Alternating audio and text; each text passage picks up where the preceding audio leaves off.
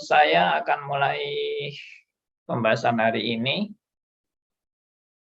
ya dengan ya hal-hal yang ya kalau saya sih membahasnya nggak terlalu teoritis tapi juga nggak melulu praktis ya. Jadi begini, kalau Anda memandang mujizat itu, apakah mujizat itu atau begini, bagaimana orang Kristen itu sikapnya terhadap mujizat. Nah, saya yakin pasti tiap orang Kristen itu punya pandangan-pandangan yang berbeda tentang mujizat. Tapi sekarang kita fokuskan lagi, ini hanya kita berandai ya. Ya, kenapa kita memikirkan berandai ya? Karena dengan memikirkan berandai itu kita bisa lebih menjawabnya itu lebih kontekstual ya. Nah, berandainya begini, seandainya Anda dan saya sudah divonis dokter udah nggak bisa sembuh dari penyakit yang kita hadapi. Ya, dokter sudah angkat tangan semualah. Begitu. Sudah angkat tangan, sudah tidak ada harapan. Nah, saudara bayangkan kalau kita dalam menghadapi masa-masa seperti itu, apakah kita juga tidak berharap Tuhan memberi saya mujizat? Ya, saya pikir kok agak munafik ya kalau kita bilang, aku tetap tidak akan minta mujizat sama Tuhan. Ya, ya alias saya tidak butuh mujizat. Ya, saya tidak butuh mujizat. Saya apapun yang terjadi saya siap menjalani. Saya kira kok terlalu idealis dan terlalu perfeksionis ya orang kayak gitu itu. Dan memang kenyataannya loh ya, saya lihat dari kasus-kasus yang terjadi orang Kristen yang menghadapi sakit penyakit yang seperti itu, dan siapapun orang Kristen itu, termasuk yang reform, nggak reform, ya ternyata sama juga ya. Ya samanya apa? Ya kita berharap Tuhan bisa menyembuhkan. Kan gitu. Betul nggak? Kalau Anda sudah dalam keadaan hopeless, ya nggak ada harapan, apa kita nggak berharap Tuhan bisa menyembuhkan? Dan itu terbukti dari teman-teman yang ini kan, yang menyampaikan doa gitu ya. Ayo kita doakan teman kita ada yang sakit ya. Doanya minta apa? Ya minta supaya disembuhkan dong. Masa minta supaya tambah sakit. Ya, minta supaya cepat mati. Ya, kecuali kalau sakitnya sudah 25 tahun nggak mati-mati di ICU terus gitu, wah ya mungkin kita doanya sudah Tuhan, kalau Tuhan berkehendak ya sudah cabutlah nyawanya kan gitu, sudah 25 tahun di ICU. Ya ini saya cuma sekedar bicara yang yang ekstrim gitu ya. Ya mungkin hampir tidak ada sih orang di ICU 25 tahun. Tapi ada loh. Sampai sekarang pun ada yang sakit itu, orang boleh dikata orang top di Surabaya itu ya, yang sedang sakit sampai sekarang dalam keadaan koma, dan bukan di ICU sih, tapi sudah koma, sudah nggak bereaksi apa-apa, tapi masih bertahan terus. Sudah berapa tahun ya, saya lupa ya, bisa mungkin 10 tahunan mungkin ya. Ya, sorry saya enggak tahu persis. Tapi kembali lagi ke tadi ya. Jadi kita itu selalu berharap Tuhan menyembuhkan. Loh, berarti kan kalau dokter sudah angkat tangan lalu kita berharap Tuhan menyembuhkan kan berarti berharap mujizat toh. Ya jujur kan, berarti kan kita berharap mujizat. Kalau memang kita tidak berharap mujizat ya tidak usah didoakan untuk sembuh. Kalau dia memang sudah divonis dokter umurnya 1 bulan, tinggal 1 bulan, ya sudah, enggak usah minta kesembuhan kan. Ya kita minta supaya direlakan saja. Gitu. Tapi siapa sih yang rela gitu kan? Gitu. Ya memang ada orang-orang tertentu yang sudah benar-benar rela. Ada, saya pernah menjumpai itu, ya beberapa orang yang juga ada hamba Tuhan yang juga sudahlah, tidak usah minta kesembuhan.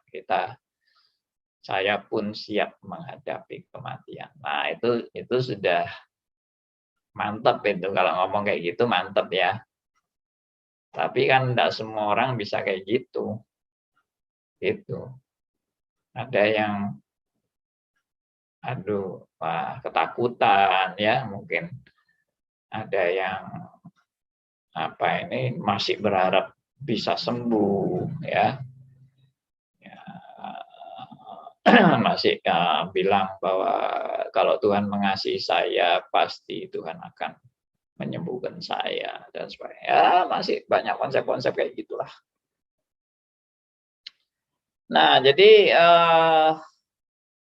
apa maksud saya ngomong kayak gini ya? Maksud saya itu ya mujizat tuh masih banyak diharapkan orang ya.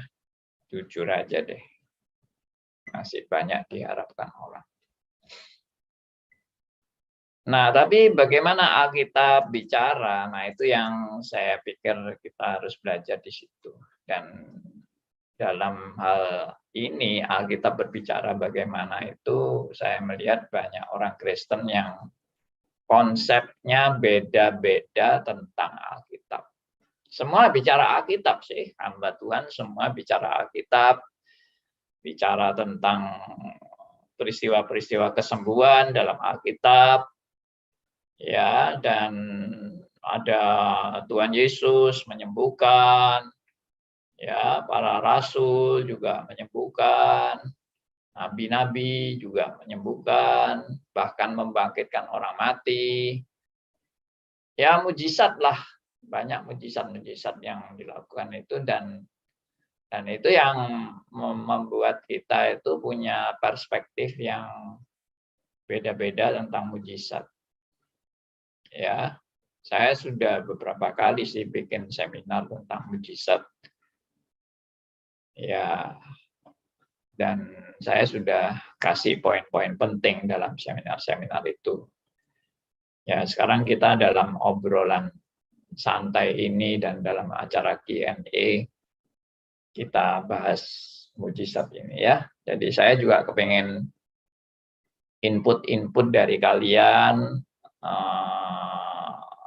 pendapat kalian silahkan. Jadi kalau mau bicara kasih tahu dulu ke host ya, itu kasih angkat tangan gitu melalui kamera Anda juga bisa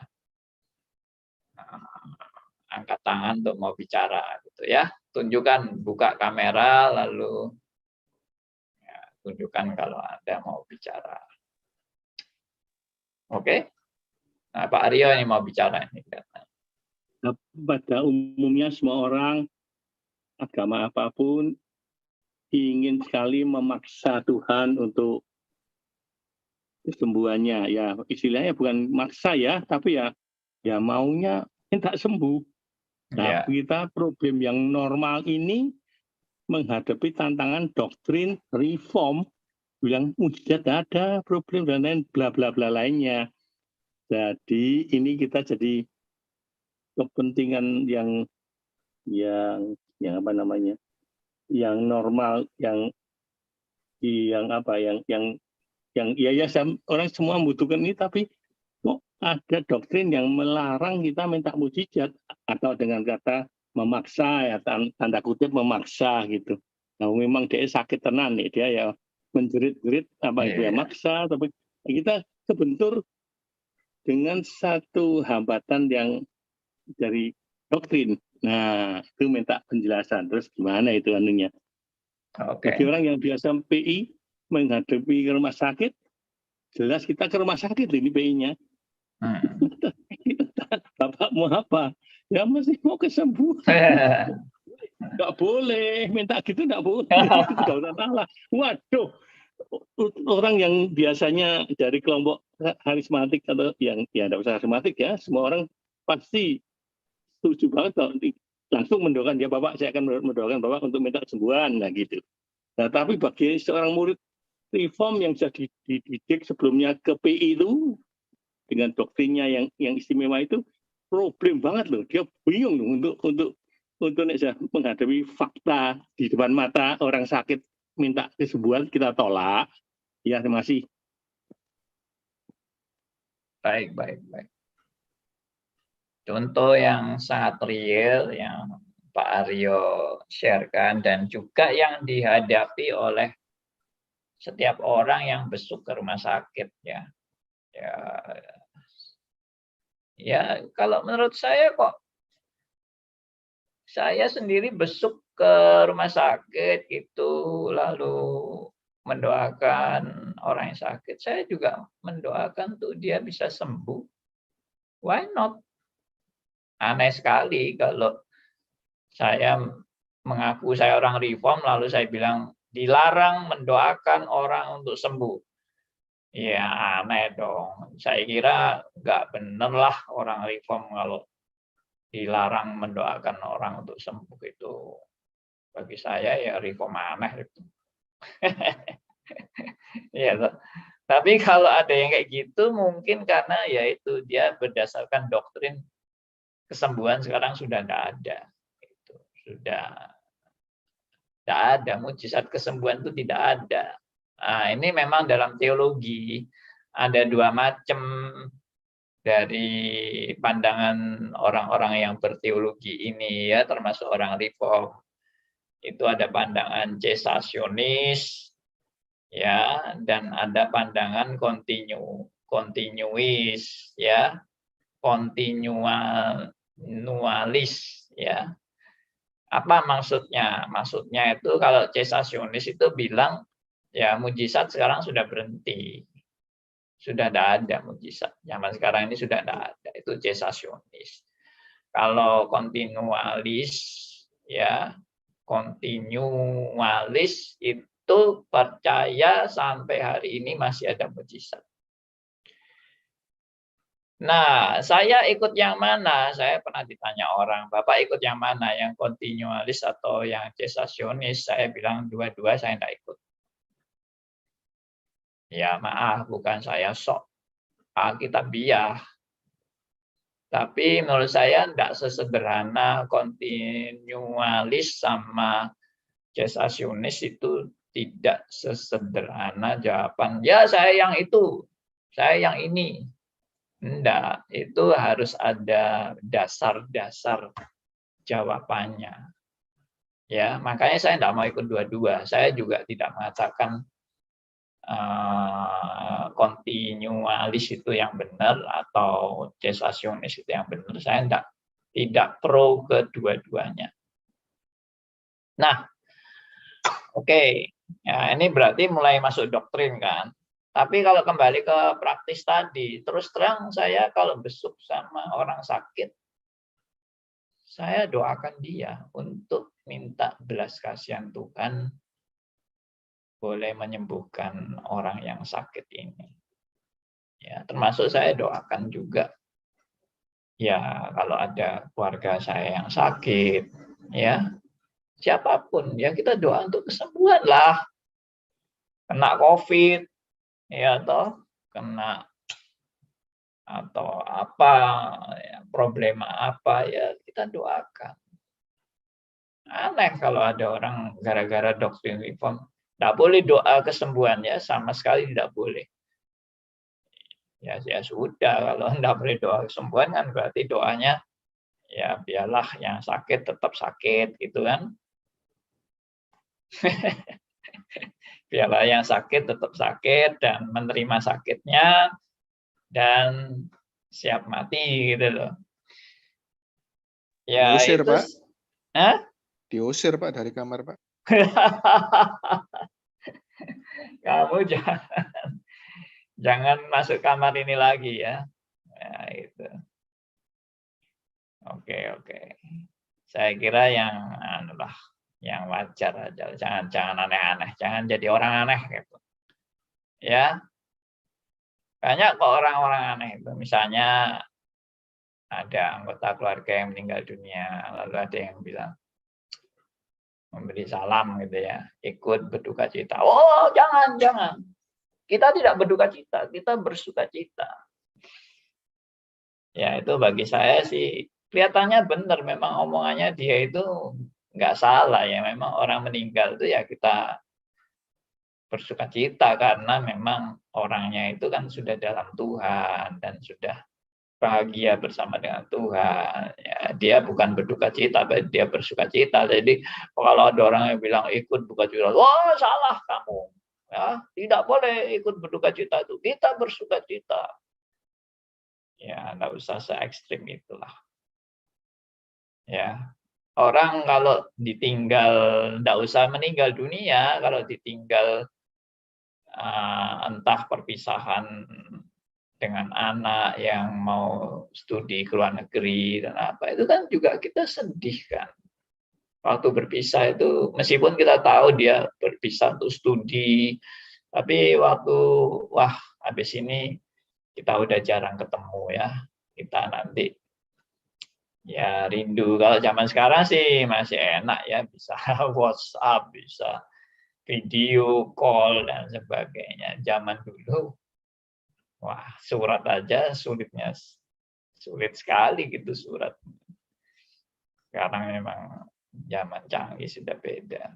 Tapi maksud saya tadi, wajar kan orang berpisah sedih, itu wajar. Meskipun tahu bahwa berpisahnya sementara. Ya. Apalagi orang yang amat sangat Anda kasihi. Kalau orang memang nggak seberapa dikasihi itu, ya kamu meninggal ya meninggal loh. Aku nggak terlalu peduli. Tapi kalau orang yang amat dekat secara emosional, lalu kita berpisah, wah sedih banget itu. Apalagi kalau kita orang tipe melankolis misalnya ya, wah tambah sedih banget gitu. Kalau orang pragmatik mungkin seperti saya, cuek-cuek aja gitu loh. Tipe saya kan cuek-cuek. Tapi apakah saya nggak bisa sedih? Ya bisa lah. Orang kok masa nggak ada emosi sama sekali, kan robot kita. Oke. Nah, kembali ke masalah cesasionis dan kontinualis ya. Bagaimana sebetulnya pandangan Alkitab? Kalau saya bilang sih, Alkitab tidak pernah mengatakan bahwa mujizat itu akan berhenti. Enggak itu. Di mana ada kalimat mujizat itu berhenti? Jadi kalau untuk khususnya cesasionis yang mengatakan mujizat sudah berhenti, itu apa patokannya apa? Ya saya tahu ada ayat yang digunakan, misalnya nanti kalau yang sempurna itu datang maka bahasa roh akan berhenti ya. Semua akan lenyap, tapi hanya kasih yang akan terus ada begitu. Ya, iman juga lenyap, pengharapan juga lenyap karena yang sempurna itu sudah tiba. Nah, kalau semua lenyap itu kan kita sekarang kan masih ada iman toh. Kita juga masih ada pengharapan. Ya memang kalau Tuhan Yesus nanti sudah datang kedua kali ya sudah selesai, iman kita sudah sudah tergenapi gitu loh dengan kedatangan Tuhan Yesus yang kedua kali. Pengharapan juga sudah tergenapi pada waktu Kristus datang kedua kalinya. Tapi sekarang kan belum tiba itu. Yang sempurna itu siapa? Ada yang menafsirkan yang sempurna itu adalah Alkitab. Jadi kalau Alkitab sudah lengkap, maka semua karunia-karunia itu selesai. Kalau Alkitab sudah lengkap. Jadi kalau Alkitab sudah lengkap, sudah tidak ada karunia. Menurut saya juga enggak itu. Siapa yang bilang karunia? Kalau Alkitab lengkap, karunia lenyap itu siapa yang bilang? Itu tafsiran yang menurut saya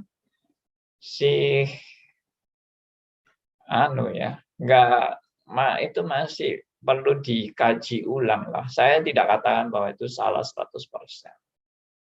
Tapi saya juga tidak mengatakan itu benar 100%. Ya emang kenapa sih kalau Tuhan mau buat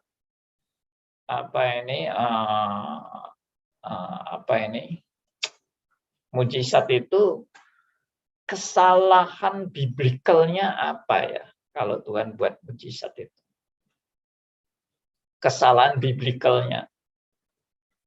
Wah, itu melanggar firman itu kalau Tuhan membuat mujizat itu. Itu melanggar firman, melanggar kebenaran firman Allah. Emangnya ada mujizat itu melanggar kebenaran firman Allah, kecuali mujizat dari setan ya. Itu kan melanggar firman Allah. Kenapa? Kenapa disebut itu nggak ada? Karena Alkitab sudah bilang nggak ada. Menurut saya nggak ada. Jadi gini, memang di Alkitab itu memang ada hal-hal yang dulu ada, sekarang nggak ada. Misalnya sunat. Sunat itu dulu ada, harus, wajib. Sekarang, sudah tidak perlu. Sekarang orang apakah boleh disunat? Loh, ya boleh aja, kalau mau sunat ya boleh. Tapi sunat itu tidak lagi berarti saya mengikuti hukum Taurat.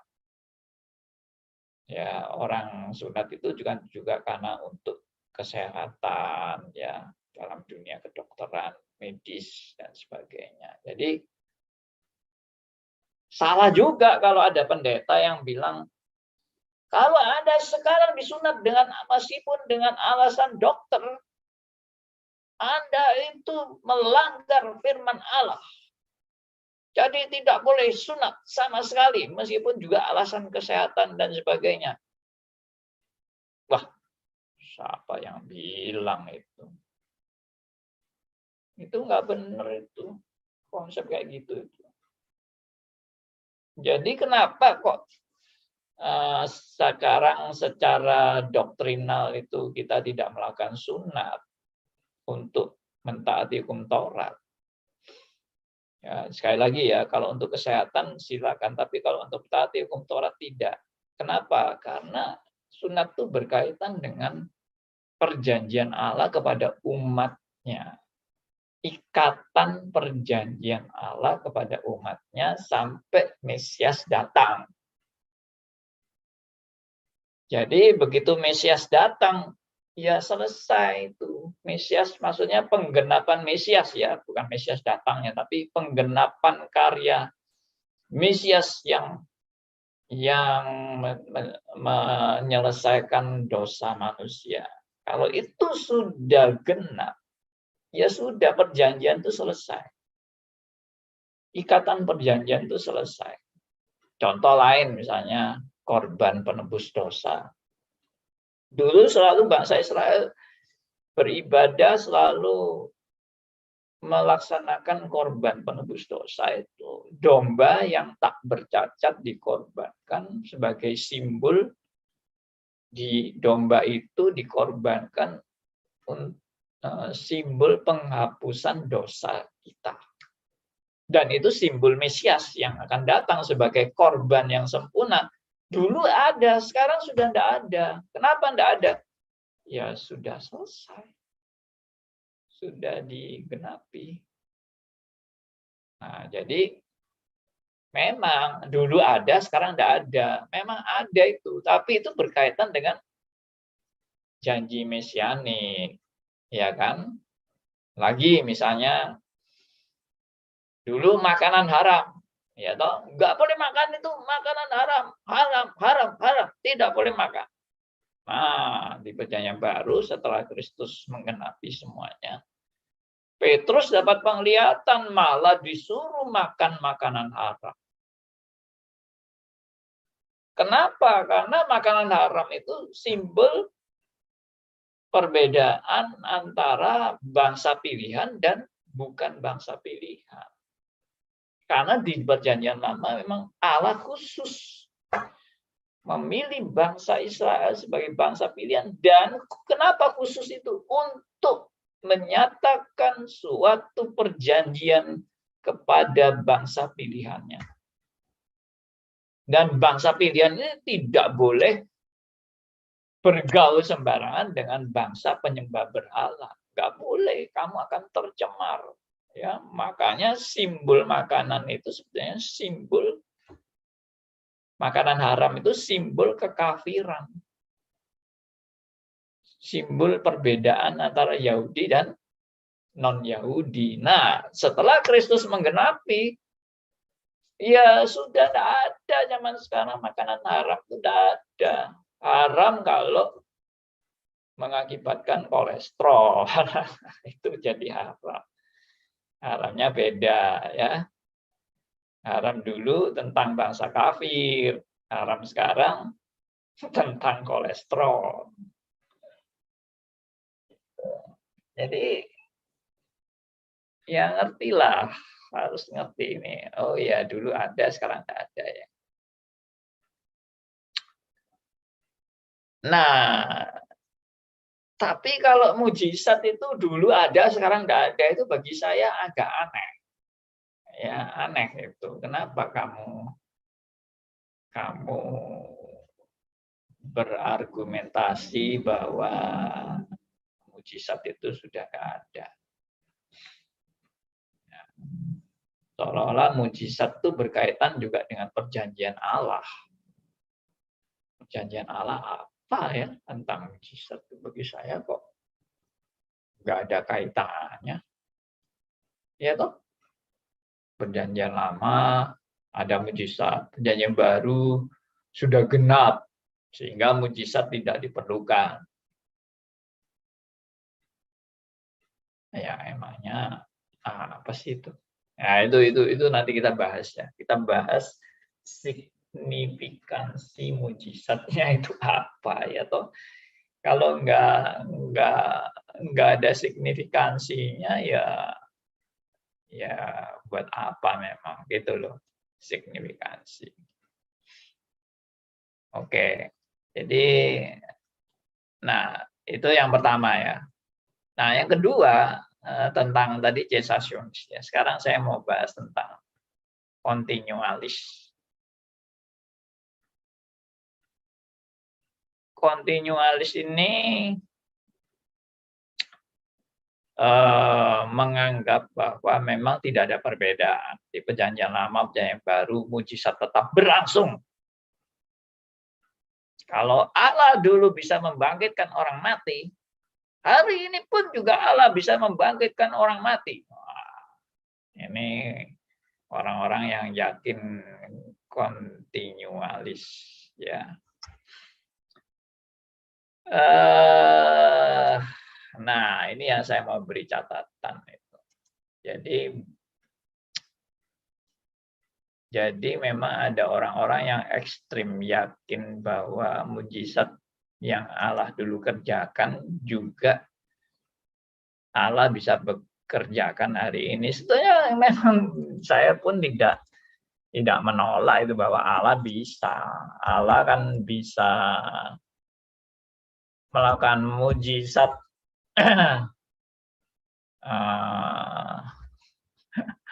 Allah bisa melakukan mujizat baik perjanjian lama, baik perjanjian baru ya nggak ada istilahnya tidak perlu diperbedakan kah? Tidak perlu dibedakan ya, mujizat perjanjian lama, mujizat perjanjian baru itu tidak perlu dibedakan.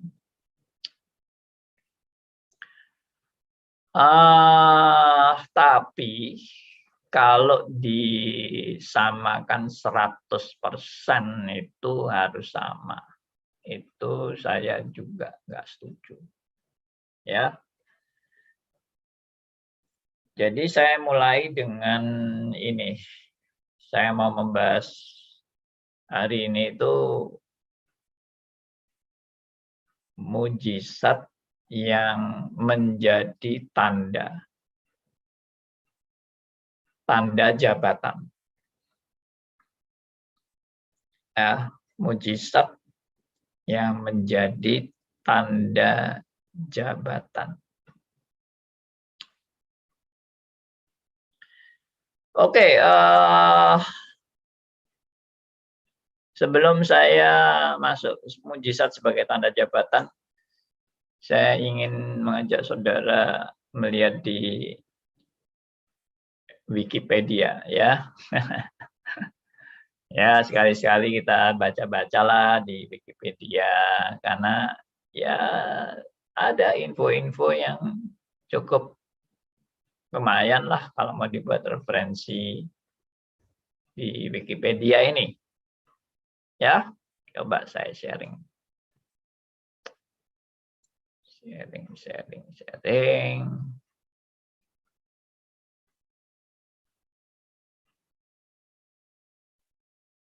Nah, ini yang tadi saya bilang nih, cessationism versus continuationism. Ya. Continuationism. Ya, maaf kalau salah baca, saya nggak pinter berbahasa asing. Ya, oke. Nah, supaya enak dibaca, saya gedein. Supaya Anda lihat. Nih. Cessationism versus continuationism. Melibatkan teologi Kristen, sengketa teologi Kristen. Apakah karunia spiritual tetap tersedia untuk gereja? Nah, ini karunia. Nah, ini disebut apostolik ya. Karunia spiritual atau apostolik tetap tersedia untuk gereja. Atau apakah operasi mereka dihentikan dengan usia apostolik?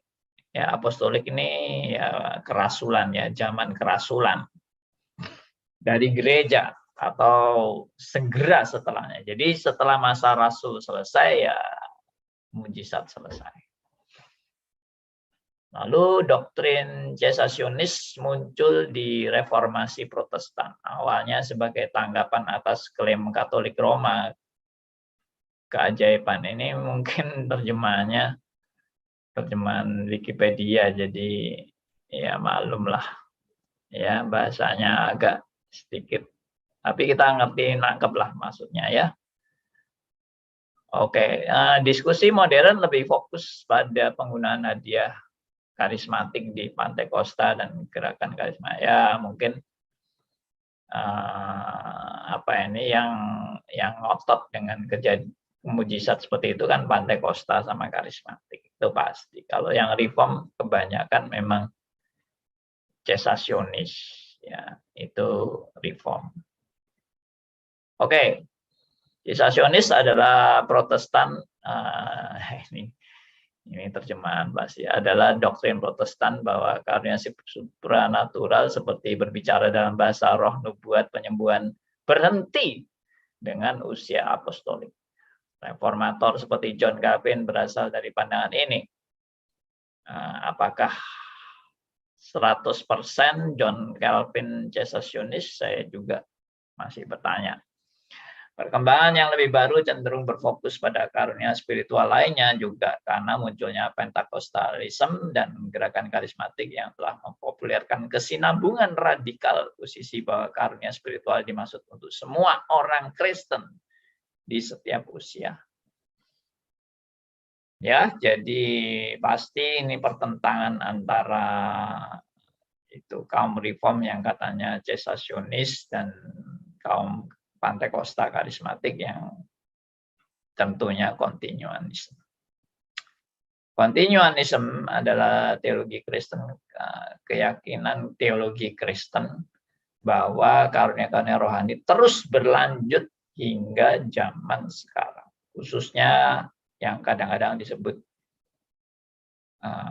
tanda hadiah seperti lidah. Nah, ini bahasa roh maksudnya ya, tongues ya. Tongues itu diterjemahkan lidah.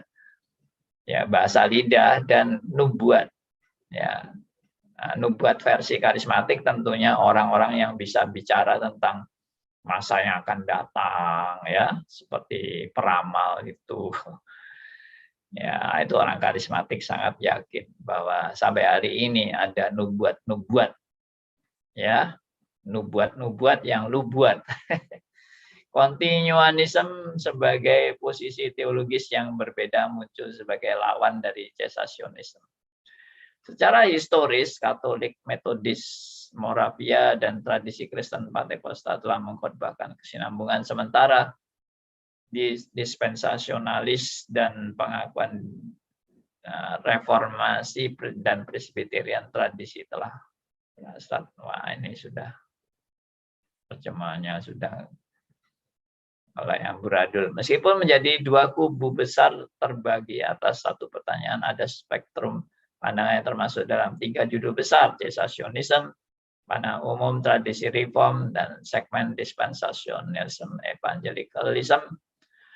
Terbuka, yaitu kontinuasionis, tetapi hati-hati, Pantekosta karismatik gelombang ketiga, denominasi Pantekosta klasik bersama dengan kelompok yang menelusuri asal mereka ke gerakan pembaruan karismatik 1960-an dan 1970-an. Gelombang ketiga adalah gerakan pembaruan 1980-an, seperti yang dicetuskan Peter Wagner tentang gelombang ketiga. Ya, ini gelombang ketiga ini ya itu gelombang karismatik yang lebih modern. Ya. Argumen cesasionis mungkin fokus pada prinsip apakah karunia rohani apostolik tersedia untuk gereja atau mereka mungkin fokus apakah karunia yang ditemukan dalam bentuk karismatik modern kekristenan adalah otentik. Argumen-argumen ini perlu dipertimbangkan secara terpisah karena dalam satu kasus para penerus yang terbuka tetapi berhati-hati dapat dianggap berada di satu sisi dan di sisi lain dalam kasus lain. Artinya, jika posisi cesasionis benar bahwa karunia rohani tidak tersedia sama sekali saat ini, maka itu menempatkan mereka dalam pertentangan dengan kelanjutan terbuka, tapi hati-hati. Di sisi lain, para kontinasionis yang terbuka, tapi hati-hati mungkin setuju dengan argumen-argumen cesasionis yang menentang banyak aspek dari gerakan Pantekosta dan karismatik. Nah, jadi ada orang yang masih di tengah-tengah itu ya, di tengah-tengah cesasionis dan kontinasionis. Oke, saya kira ini sudah semua hampir sama lah.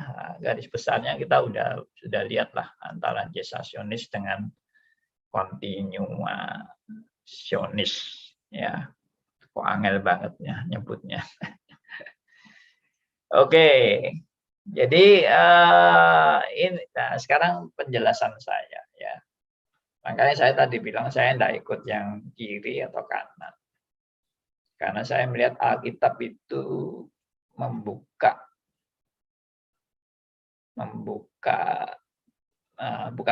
menyatakan prinsip-prinsip yang perlu dipertimbangkan di antara yang cesasionis maupun kontinuanis. Ya, perlu dipertimbangkan itu. Oke. Jadi seperti tadi saya bilang, saya tidak setujunya kalau betul-betul dianggap berhenti. Itu Alkitab tidak mengatakan itu. Kecuali tadi masalah makanan haram. Haram dan tidak haram. Itu jelas sekali. Itu kenapa berhentinya? Ya karena tentunya Kristus kan. Lalu hukum Taurat, ya kan?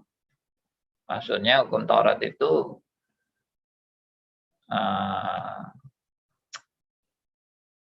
bagaimana orang Kristen berpandangan terhadap hukum Taurat. Wah ini dalam ini nanti topiknya nanti aja deh, kita tidak membahas itu.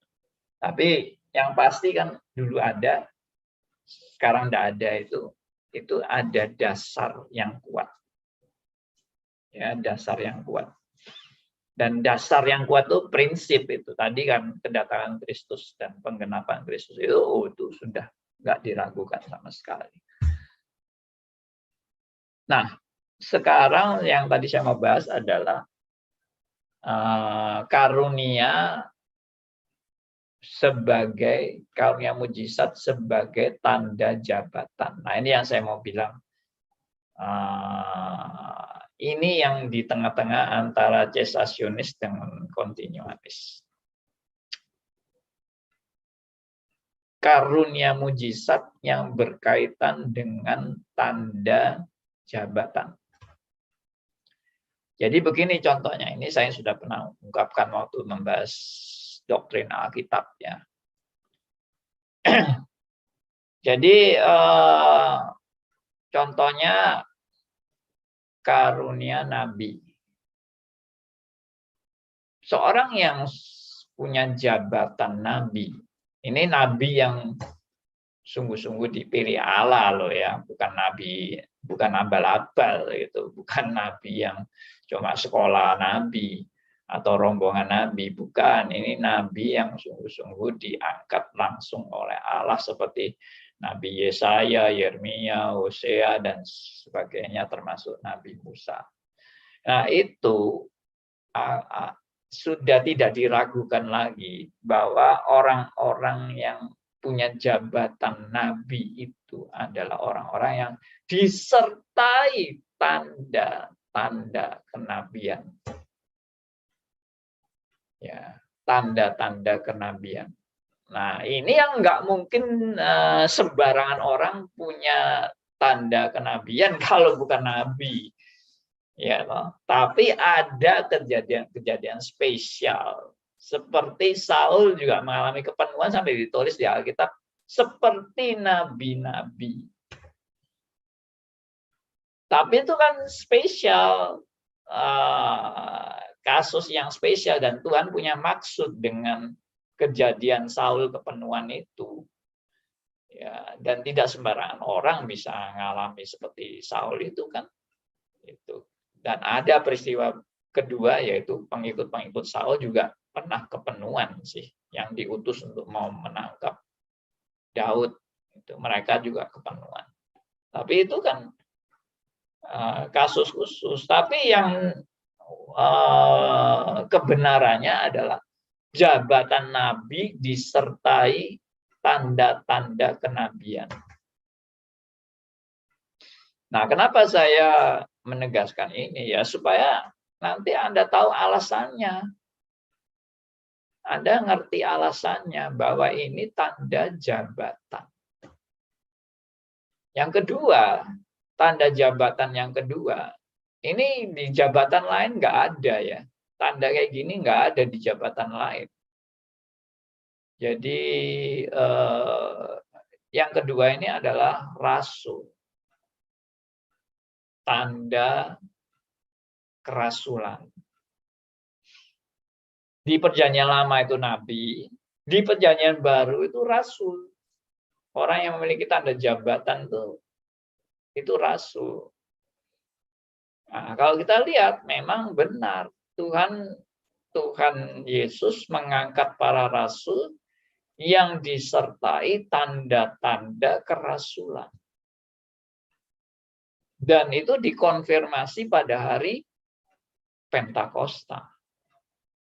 Mereka diberi karunia bisa berbahasa lain. Itu konteksnya apa? Buat apa itu mereka dapat bahasa lain itu? Nah, itu yang saya pernah bahas di bahas dengan topik bahasa roh di hari Pentakosta, di Kisah Rasul, di Korintus. Saya bahas tuntas itu kan di YouTube. Nah, jadi kembali lagi ke sini. Tanda kerasulan yaitu disertai mujizat-mujizat. Ya memang benar. Para rasul banyak melakukan mujizat. Memang mereka disertai tanda-tanda. Ya. Dan kenapa begitu? Ya, karena ya Tuhan memang mau pakai mereka dengan tanda-tanda. Misalnya contohnya Musa ya, Pak. Musa waktu diangkat diutus Tuhan sebagai nabi kan Musanya juga bingung. Loh, nanti aku ini siapa ini? Aku mau menghadap Firaun. Aku ini siapa? Hah? Orang akan memandang aku bagaimana? Ya coba Anda bayangkan diri Anda sendiri kalau dipilih jadi Musa ya kan? Pasti juga ngomongnya sama kan? Loh, gua ini siapa? Lalu apa yang aku mau bawa ke Firaun? Ya, aku punya apa aku? Ya, Firaun dengan kerajaannya yang begitu megah dan begitu berkuasa hebat. Lalu gua nggak punya tentara, nggak punya pengikut, nggak punya apa-apa, gua datang sendirian. Ya, Firaun akan ketawa-ketawa menghadapi saya. Kan gitu. Lalu Tuhan bilang, ya ini saya pakai bahasa sendiri ya, saya tidak mengutip kata-kata persis di Alkitab, tapi bahasanya itu sudah, kamu tidak usah takut, ya. Kamu akan saya sertai dengan tanda-tanda ajaib.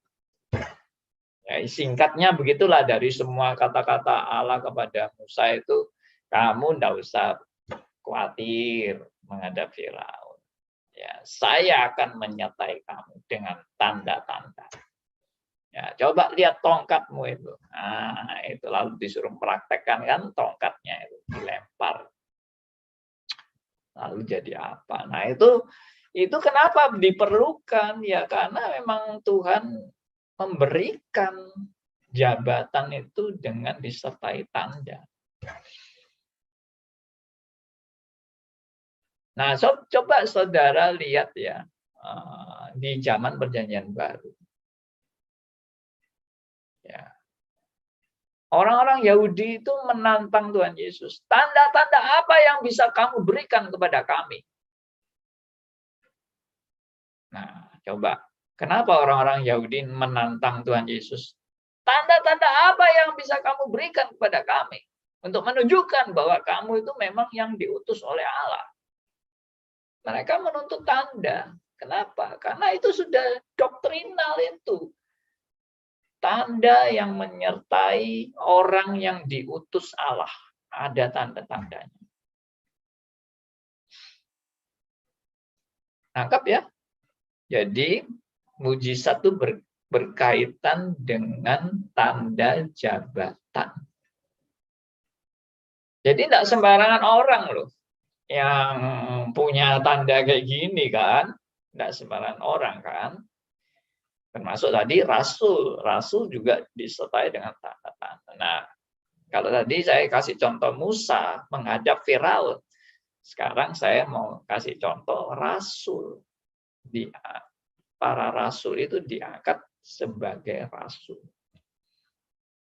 Dikonfirmasi sebagai rasul. Mereka sudah dipilih Tuhan sebagai rasul, tapi dikonfirmasi pada hari Pentakosta. Perlu itu tanda itu, perlu. Kenapa? Ya, saudara bayangkan rasul-rasul itu siapa sih? Kebanyakan para nelayan. Ya, ya ada sih yang orang kaya seperti Matius kan juga ada. Tapi kan kebanyakan orang miskin, orang rakyat jelata, para rasul itu.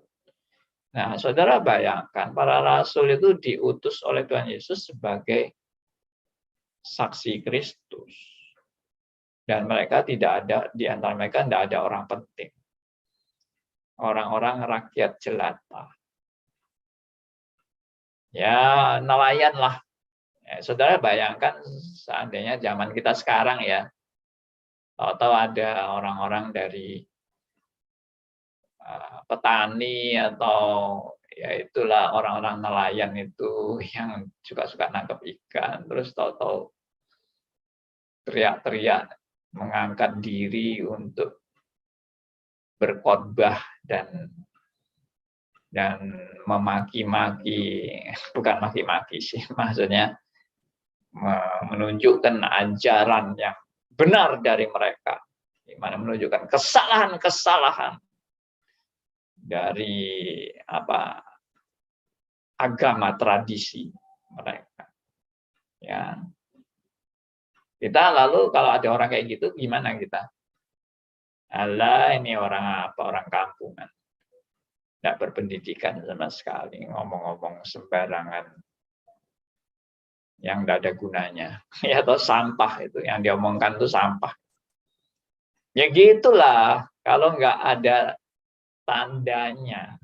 Ya memang manusia memang harus dikasih shock terapi seperti itu. Memang ya memang betul, saya setuju bahwa orang bisa percaya itu adalah anugerah Tuhan, bukan karena ada keajaiban. Ya memang contohnya aja Firaun kan, biarpun dikasih tanda-tanda ajaib itu tetap tidak bertobat kok Firaun. Memang pertobatan itu datang dari Tuhan, tapi tanda tetap dipakai untuk meneguhkan. Ya, Musa tetap perlu tanda untuk meneguhkan bahwa dia betul-betul yang diutus oleh Allah. Ya toh, kalau Musa tidak punya tanda apa-apa, lalu menghadap Firaun, gue diutus Tuhan, ya, untuk membawa Israel keluar dari Mesir. Siapa lu? Gue diutus Tuhan, gue diutus Tuhan. Firaunnya bilang, apa lu mau diutus Tuhan? Apa lu? Cacing lu ya? Gue sikat habis lu. Langsung Musa dipotong kepalanya, selesai. Gitu. Enggak dong. Tuhan kasih tanda-tanda bahwa dia betul-betul diutus Allah. Enggak main-main, jangan main-main. Biarpun Firaun tidak percaya, jangan main-main sama orang yang diutus oleh Allah. Dan Firaun berhadapan itu. Berhadapan dengan Musa. Wah, saya kalau membayangkan ini bisa merinding ya, kalau membayangkan situasi waktu Musa menghadap Firaun, penguasa terbesar di Mesir. Apa enggak merinding gitu? Ya. Nah, para rasul, demikian juga para rasul. Para rasul itu mereka selalu ketakutan, mereka selalu bersembunyi. Kenapa? Karena mereka ini dimusuhi orang Yahudi. Ya, kamu itu pengikut ajaran liar kamu itu. Karena Tuhan Yesus kan dianggap liar oleh orang-orang ini, ahli Taurat, orang Farisi. Jadi mereka ketakutan. Ya, mereka ketakutan itu. Itu real sekali, saudara. Jangan menghina para rasul. Para rasul itu goblok ya. Orang tidak beriman para rasul itu. Gitu aja takut. Emangnya lu lebih hebat dari para rasul? Kamu itu menghina para rasul yang ketakutan. Lu sok berani. Ya toh? Ajarlah Mereka tidak berpendidikan, mereka tidak pernah sekolah teologi, mereka bukan orang terpandang, mereka nggak pernah masuk partai-partai orang Yahudi itu. Oh, rakyat jelata.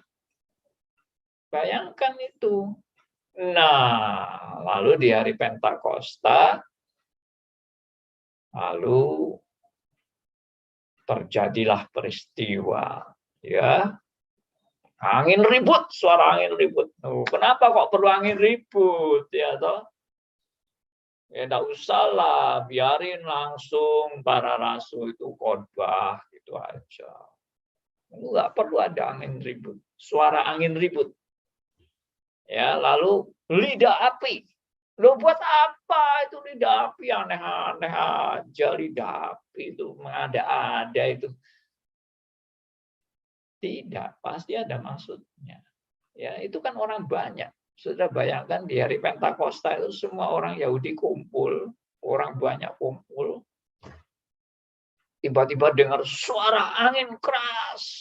Ya, lalu tiba-tiba para rasul ada lidah-lidah api di kepalanya. Orang mulai kaget. Ya. Lalu apa lagi?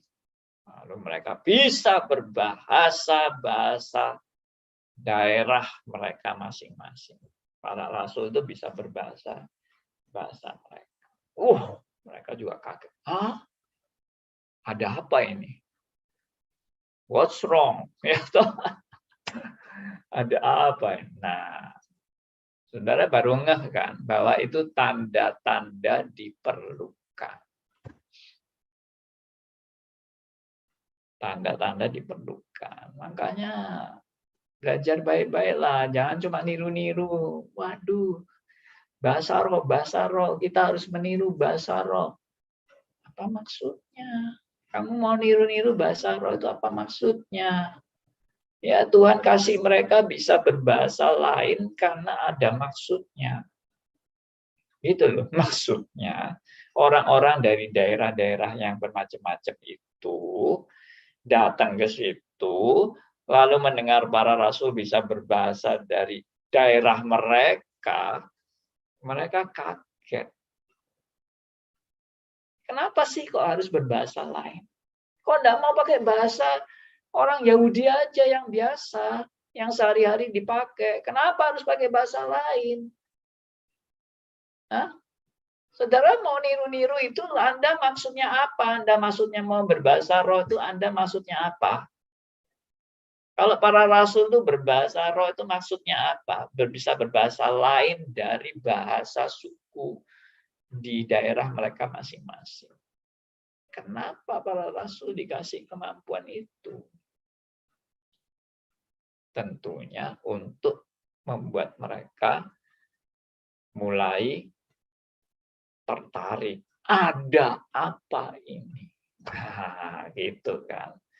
Saudara bayangkan kalau tidak ada itunya itu gimana? Mereka mau teriak-teriak, siapa yang mau dengar? Itu loh. Ya, jadi saya harap saudara ngerti. Jadi ini tanda yang menyertai jabatan. Ya, yang pertama tadi nabi, yang kedua rasul, yang ketiga itu adalah mau tidak mau, dan itu nyata sekali, yaitu Mesias. Ada tanda kenabian, ada tanda kerasulan, ada tanda mesianik. Nah, kenapa Mesias itu harus disertai tanda? Yaitu karena sudah dinubuatkan seorang Mesias yang disertai tanda-tanda yang menyertainya. Jadi itu sudah tidak perlu dipertanyakan lagi kalau Mesias disertai tanda, itu tidak perlu dipertanyakan karena dia Allah yang menjadi manusia. Ya pasti harus ada tanda-tanda lah. Orang yang diutus Allah disertai tanda-tanda. Dia Mesias, anak Allah yang diutus oleh Allah disertai tanda-tanda mesianik. Dan itulah yang Allah perbuat dalam 3 jabatan yang menyertai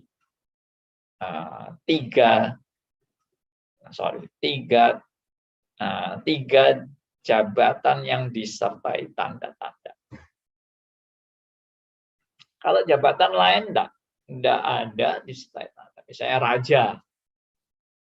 Ya toh? Jabatan raja. Raja kan juga jabatan. Disertai tanda enggak? Enggak ada. Imam misalnya. Disertai tanda enggak? Enggak. Tapi kalau suatu saat imam bisa melakukan sesuatu yang ajaib, ya seperti Zakaria misalnya, tahu-tahu bisa penuh dengan roh dan bernubuat. Ya itu kan something special yang Tuhan mau buat. Itu bukan tanda jabatannya dia.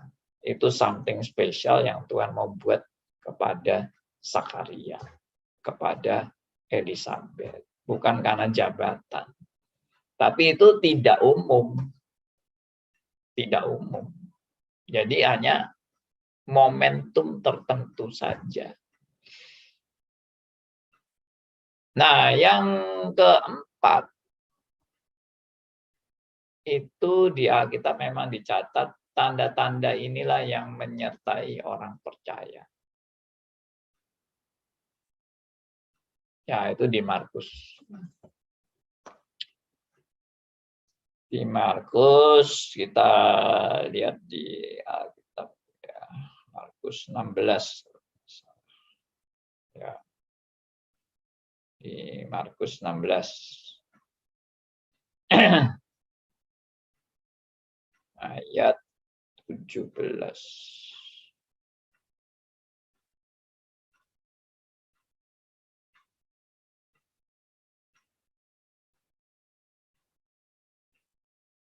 Ya, Markus 16 ayat 17 dan 18. Silakan ada ini bisa nggak mic-nya dibuka? Siapa yang mau bacakan Alkitab bisa buka mic. Markus 16 ayat 17 dan 18.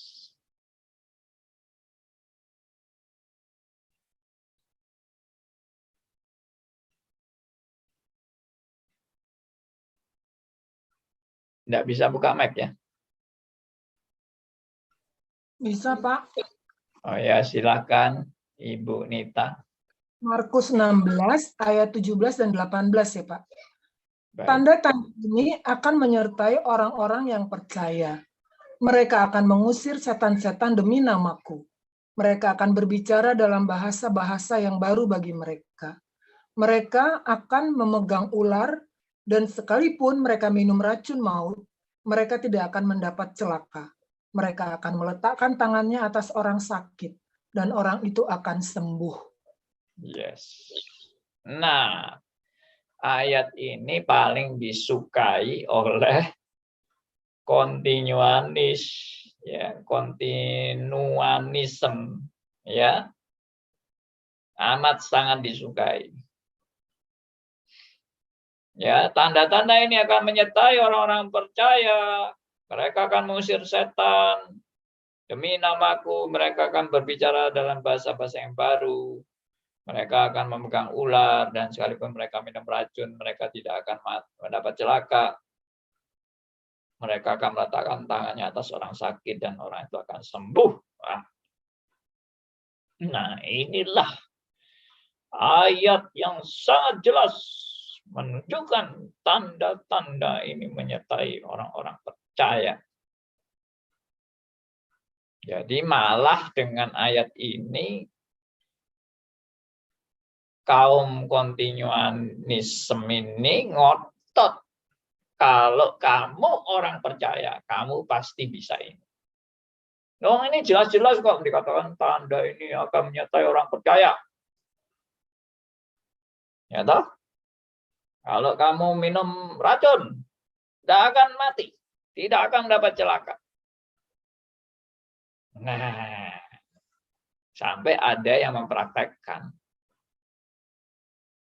Ya, ada pendeta yang punya gereja, lalu dia caranya mau menunjukkan bahwa orang Kristen yang sungguh-sungguh kalau dipagut ular yang beracun tidak akan mati. Jadi dia menguji jemaatnya itu, ini jemaatku ini memang benar orang percaya atau palsu. Caranya dia kasih ular berbisa, suruh memagut ya, di apa itu namanya, digigit ya, atau sampai bisa beracunnya itu sampai kena pada jemaatnya. Nah, kalau dia tidak mati, berarti ini orang Kristen asli. Kalau dia mati, wah, menunjukkan dia orang Kristen palsu. Yaitu diuji kayak gitu. Dan memang banyak yang mati ya. Dan akhirnya juga ada pendeta itu sendiri yang mati. Karena dipagut ular beracun. Waktu dia lagi khotbah, dia bawa ular ya. Ya, ada videonya kan itu, dia bawa ular terus digigit itu dekat telinganya dia itu. Habis gitu dia khotbah lama-lama, tambah lama tambah lemes sampai akhirnya dibopong sama gereja pengurus gerejanya, terus habis gitu mati katanya. Ya, aneh-aneh ya. Tapi berdasarkan ayat ini loh memang benar jelas loh Pak. Ini tanda yang menyertai orang percaya. Jadi kalau kita minum racun pun tidak mati Pak. Ya coba kita minum racun. Siapa di sini mau coba? Nanti jangan salahkan saya loh. Ini Pak Andi Halim loh yang ngomong. Ya toh melalui ayat ini, mari kita coba minum racun, pasti nggak mati. Ini kata Pak Andi Halim. Waduh, saya bisa ditangkap polisi ini nanti habis ini. Ya, karena pakai ayat ini untuk membuktikan Anda benar-benar Kristen sejati, kalau minum racun tidak akan mati. Ya, ternyata tidak kan itu. Jadi kalau gitu ayat ini apa Pak? Ayat ini. Ya. Jadi ayat ini saya juga percaya bahwa Tuhan tuh kalau mau pakai orang-orang yang dia mau pakai ya untuk menjadi saksinya. Dan Tuhan mau memberikan tanda kepada orang itu tidak ada yang tidak mungkin. Itu loh. Tidak ada yang tidak mungkin. Jadi makanya saya kenapa kok percaya sampai hari ini masih ada mujizat. Karena saya percaya Tuhan tuh bisa pakai siapa aja untuk jadi alatnya.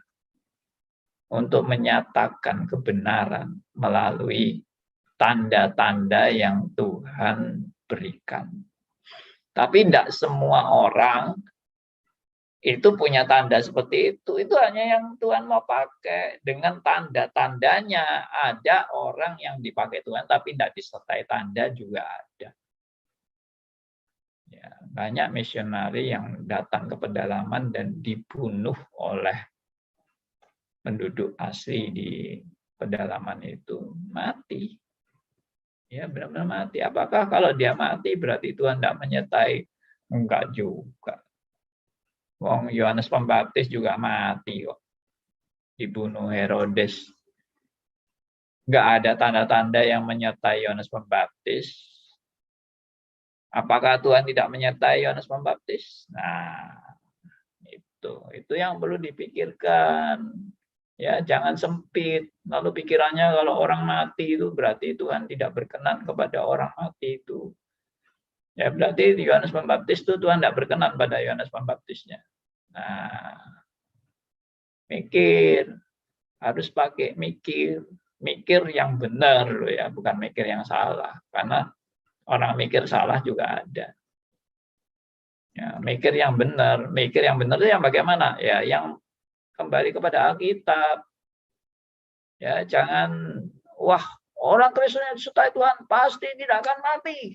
Karena pasti dilindungi Tuhan dari bahaya maut. Ini ayatnya. Mereka yang percaya minum racun tidak akan mati. Heran sekali ya. Baca Alkitab cuma satu ayat ini aja sudah berkoar-koar sama luar biasa kerasnya, berkoar-koarnya, tapi nggak lihat ayat-ayat lain. Ya, saya kasih kesaksian aja hanya sebagai contoh. Ya, saya pernah cerita sih kesaksian saya. Saya suatu saat dipanggil sama ya bos lah untuk bawakan persekutuan di kantornya dia. Itu sudah mungkin 40-50 tahun yang lalu mungkin terjadinya. Ya, saya diundang itu, lalu di persekutuan itu saya masih, kalau nggak salah saya masih belum di reform waktu itu ya. Terus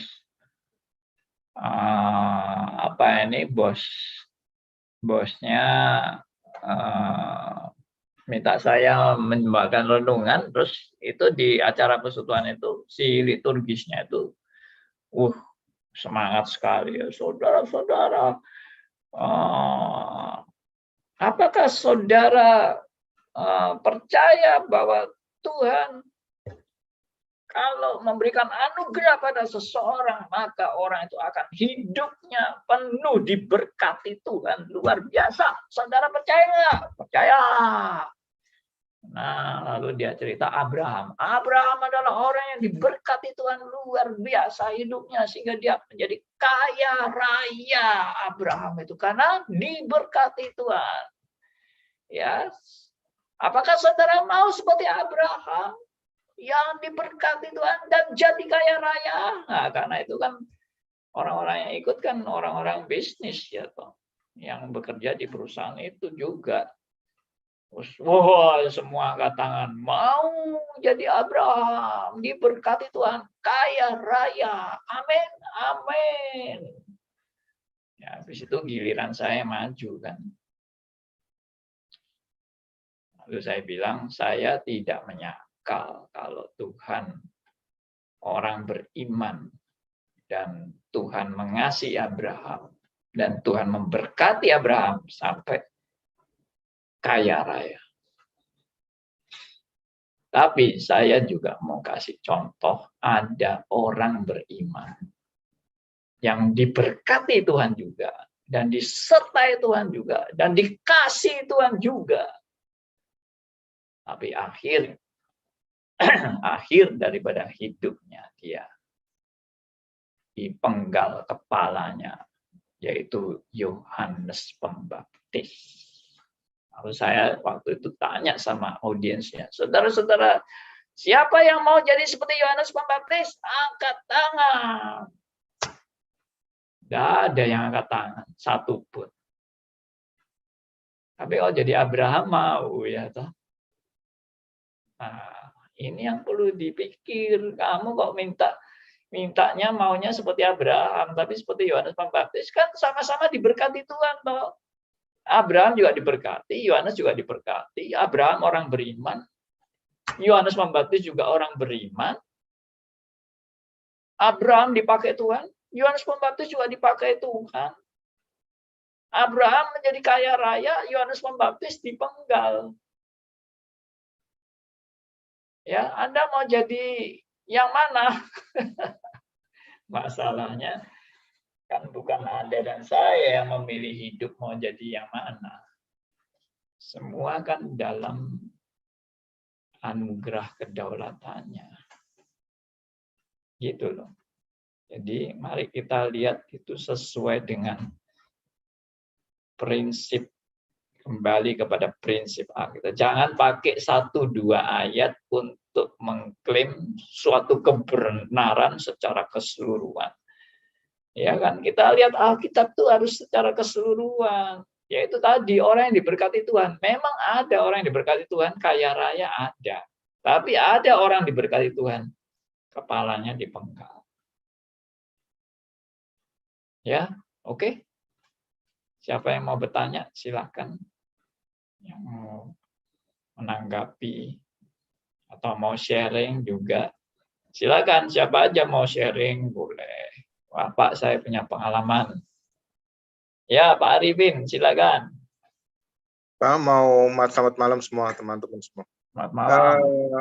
Ini tadi terkait sama agak keluar sedikit, Pak. Karena tadi adalah satu yang spektakuler, yang ada kemampuan untuk melakukan suatu tanda-tanda. Tapi ada juga yang pengajaran bahwa kepala keluarga itu punya 3 fungsi, yaitu sebagai nabi, sebagai imam, dan sebagai raja. Apakah pada saat berfungsi sebagai kepala keluarga itu sebagai nabi, apakah juga harus ada tanda-tanda? Padahal maksudnya di sini adalah yang mereka kita pahami adalah bahwa nabi itu hanya menyampaikan apa yang Tuhan firmankan melalui Alkitabnya untuk disampaikan ke anak-anak, ke keluarga. Jadi ya seperti guru lah sebetulnya. Sedangkan imam adalah mendoakan mereka, anak-anak dan keluarga itu pada Tuhan untuk memintakan ampun atau segala macamnya pada saat mereka berbuat salah. Dan sebagai raja itu adalah melindungi mereka, menjaga mereka, menafkahi mereka, dan memberi keamanan pada mereka. Nah itu gimana Pak konsepnya? Baik. Bagus. Jadi memang keluarga sebagai kepala keluarga, sebagai imam, sebagai nabi, sebagai raja. Bukan hanya kepala keluarga, semua orang Kristen itu kamu adalah imamat yang rajani. Ya. Lalu apa artinya itu? Ya, kita sebagai nabi itu. Nah, perhatikan di Alkitab itu tadi kan saya bilang itu jabatan. Nah, kalau kepala keluarga sebagai nabi itu namanya bukan jabatan, itu namanya fungsi. Fungsi nabi. Fungsi imam. Ya, fungsi raja. Nah, itu kan. Jadi kita memang tidak punya jabatan nabi kita. Ya, jabatan nabi seperti Yesaya, Yeremia, ya tadi Hosea, Musa dan sebagainya. Kita bukan punya jabatan seperti mereka. Kita hanya berfungsi.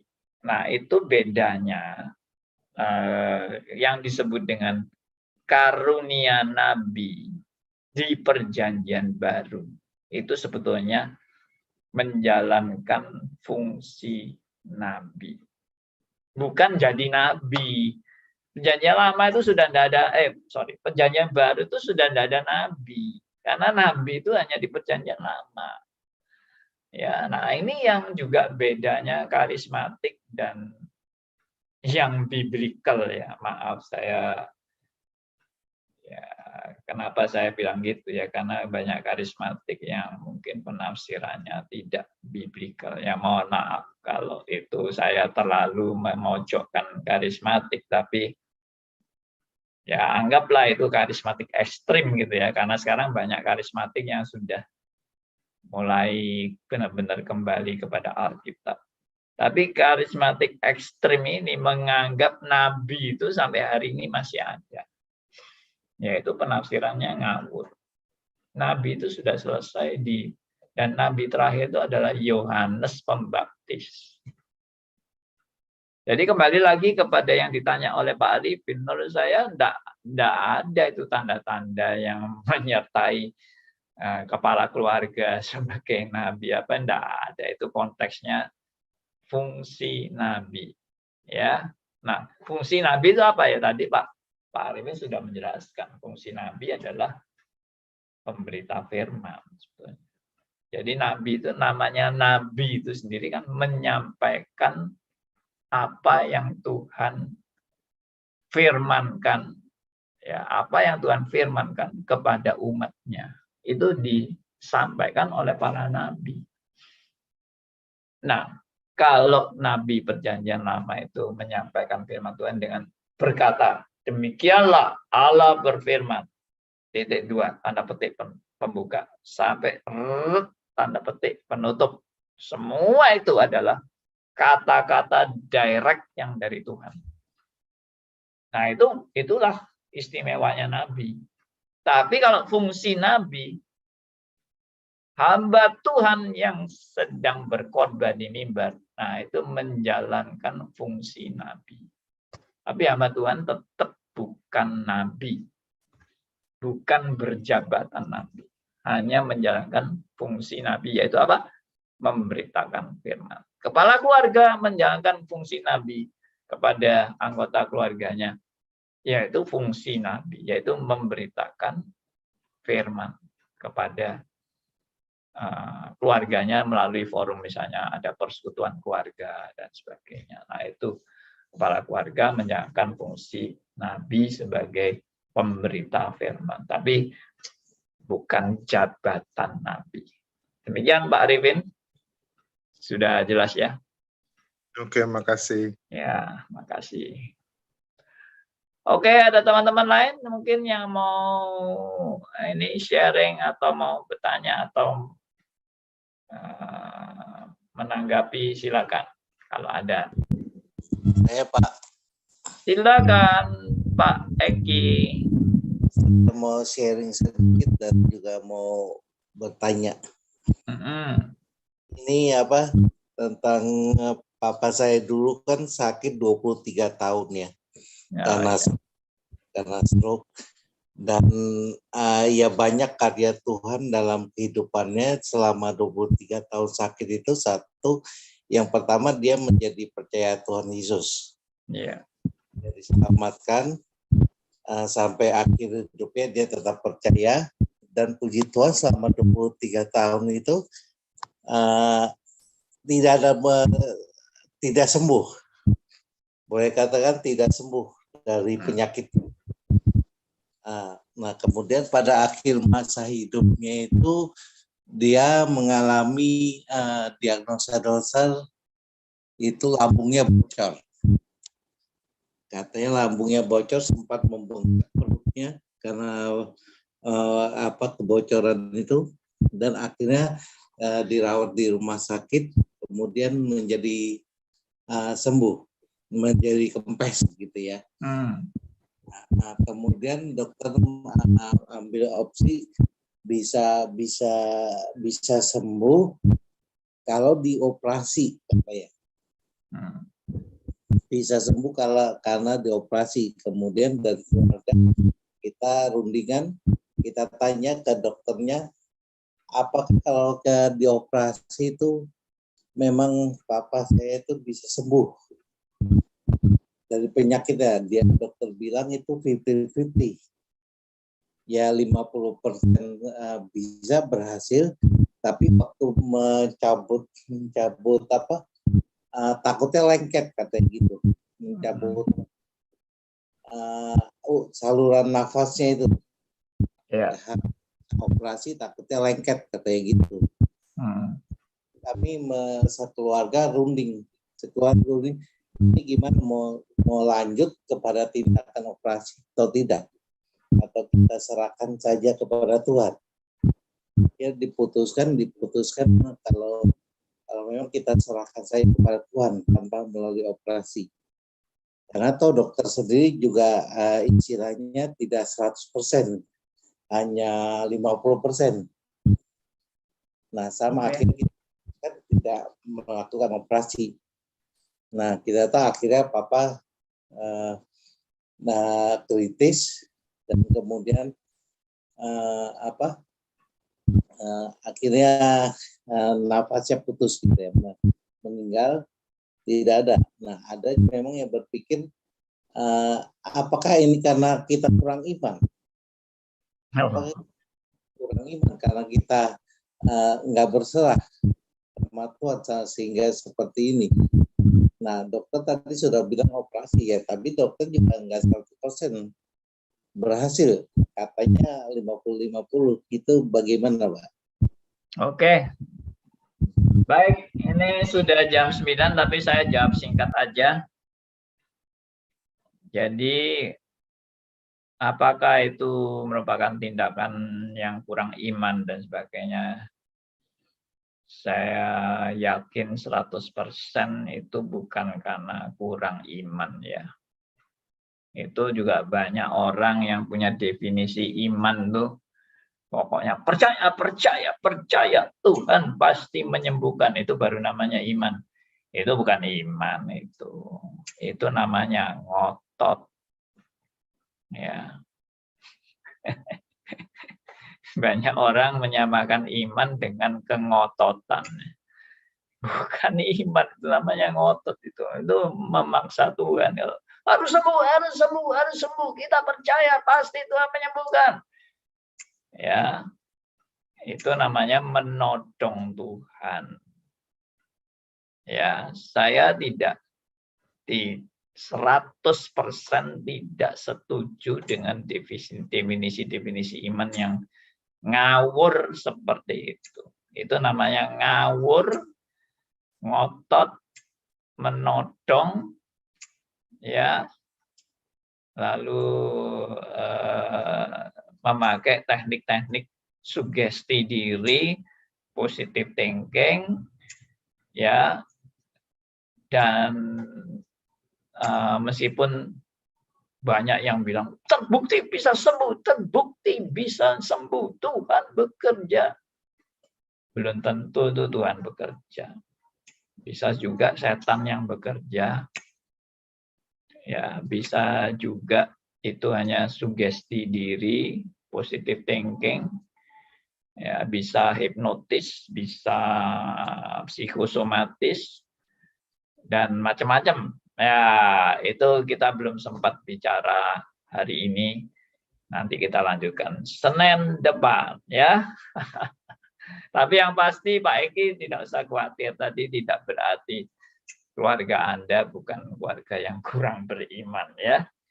Itu kalau Anda justru ikut yang ngawur-ngawur itu, yang maksa-maksa Tuhan itu namanya bukan beriman, itu namanya teologi ngawur ya. Teologi yang justru tidak bersandar kepada apa yang Tuhan mau. Oke, demikian. Terima kasih untuk semua rekan-rekan yang sudah ikut. Dan kita bersyukur ya, boleh belajar lebih dalam, dan lebih berhati-hati dalam mendefinisikan ayat-ayat Alkitab, ya, supaya kita tidak sembarangan. Jadi hari ini saya sudah membahas mengenai cesasionis dan kontinuanis dan beberapa tanda-tanda yang menyertai jabatan, 3 jabatan yang disertai tanda-tanda. Ya, oke, kita berdoa, kita bersyukur pada Tuhan untuk anugerahnya bagi kita semua. Dan saya minta yang berdoa bagi kita semua adalah Pak Wahyu Heru Lukito. Ya, saya minta bisa pimpin doa Pak Wahyu. Ya, Wahyu Heru Lukito, ya, silakan. Mari kita satu dalam doa. Maha besar Allah Bapa Surgawi, terpujilah Allah yang telah memakai hamba-Mu, Pak Pendeta Andi Halim, memberkati kami sekalian, mengajarkan kebenaran firman Tuhan, memiliki gambaran yang benar, dan seturut dengan kehendak Tuhan, tidak memaksakan kehendak, apapun Tuhan yang Tuhan kehendaki, biarlah itu yang terjadi, yang terbaik, untuk hormat dan kemuliaan bagi nama Tuhan. Sekali lagi terima kasih untuk berbagai kesaksian, terima kasih untuk berbagai pengajaran, terima kasih untuk pencerahan, untuk menolong membuka kami, memiliki hati yang taat, hati yang percaya, yang memiliki iman percaya apa yang Tuhan ajarkan, bukan karena perkataan orang lain atau berbagai-bagai ajaran-ajaran yang justru menyimpang, justru menyesatkan, membuat kami kurang mempercayai kebenaran firman Tuhan yang sudah diajarkan. Sekali lagi terima kasih untuk kami terus diteguhkan, kami terus dikuatkan, kami terus boleh diajarkan untuk terus bergantung kepada pimpinan Tuhan, kepada kehendak Tuhan, Roh Kudus Tuhan lah yang memakai hamba-Mu Pak Andi Halim untuk kami sekaliannya boleh dengar-dengaran, menaati kebenaran firman Tuhan, memiliki relasi yang intim, yang benar dengan Tuhan, sehingga kami boleh menjadi saksi Tuhan, mengalami mujizat kesembuhan ilahi itu karena berkenan Tuhan. Pakai kami juga menjadi alat Tuhan, berfungsi sebagai nabi, sebagai imam, sebagai raja dalam tugas panggilan kami, memberitakan kebenaran firman-Mu. Dimanapun Tuhan percayakan kepada setiap kami. Terpuji-puji nama-Mu Bapa, di dalam nama Yesus Tuhan. Tuhan terus memberkati pelayanan, pengajaran, apa yang telah disampaikan oleh hamba-Mu Pak Pendeta Andi Halim. Dalam khusus Tuhan, kami sudah menaikkan syukur dan puji nama Tuhan. Haleluya. Amin.